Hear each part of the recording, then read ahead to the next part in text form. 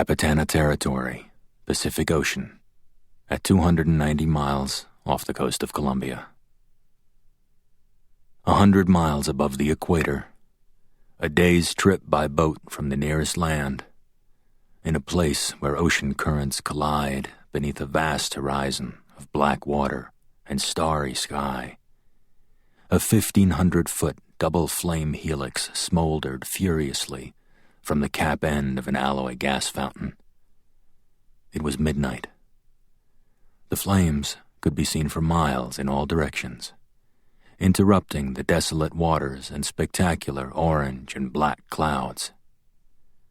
Though the billowing smoke and fire had the appearance of chaos, they were in fact controlled blazes created by the Western Hemisphere's largest offshore oil platform, burning off the lighter layer of natural gas that floated like helium above the denser, more valuable petroleum that the $8 billion rig had been built to extract.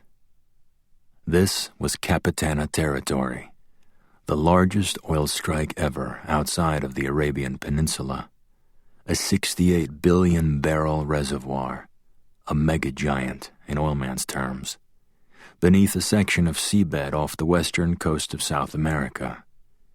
It was discovered less than a decade before by a medium-sized Texas oil company called Anson Energy, now a juggernaut even among the largest energy companies in America.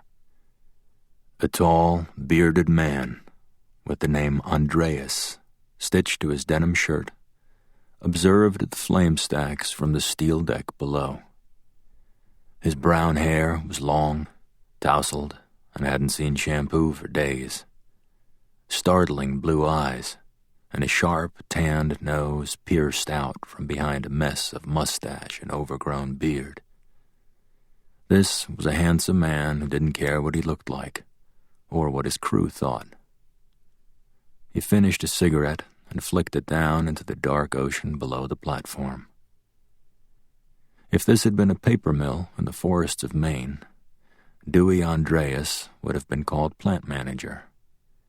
At a steel mill in Pennsylvania, he'd have been called gang boss.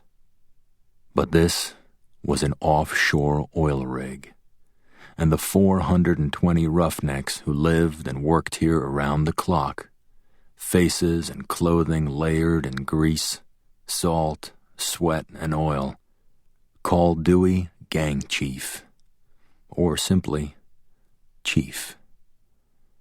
Most of the roughnecks on Capitana didn't like Dewey Andreas, but they all respected him. On the rig, his word was law. Dewey had gotten his oil drilling education in Northern Europe on the rickety, death-defying derricks off the bitter, cold North Sea shelf. He ran Capitana like a U.S. Marine colonel runs a battalion during wartime, with uncompromising discipline, rapid-fire decisiveness, and absolute autonomy. Dewey's eyes told his men that he wasn't about to put up with shit from anyone. He backed up that look with a pair of massive arms, muscled from years of hard platform work, buoyed by a pair of fists that were ready and willing to be put to use in the constant challenge every gang chief on every offshore oil rig in the world faces, keeping the animals at bay. Dewey didn't tolerate weakness, imperfection, laziness, or insubordination. If you crossed him, you could expect to pay for it with your job or worse. Rumors circulated among the men about Dewey's capacity for brutality and violence. Still, the pay was extraordinary for the uneducated collection of ruffians who worked Capitana Territory. The platform Dewey stood on was the central superstructure for all of the territory. The facility itself was a massive industrial city of pipes, metal, ladders, and controlled flame stacks that rose on thick steel stilts out of the dark waters of the Pacific Ocean like a centaur.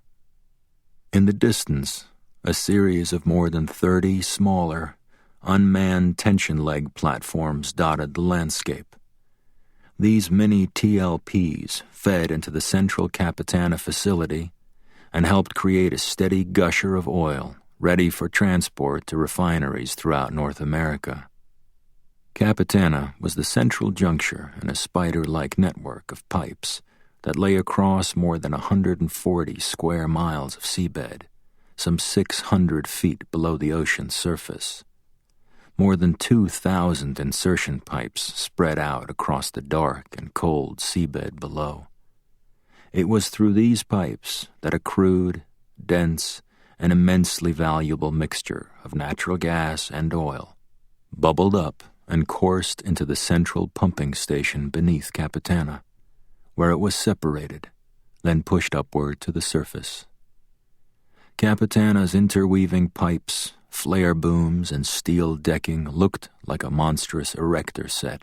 The flames never ceased. Yet Dewey found something peaceful in the dense orange inferno. The flames told Dewey that his rig was performing.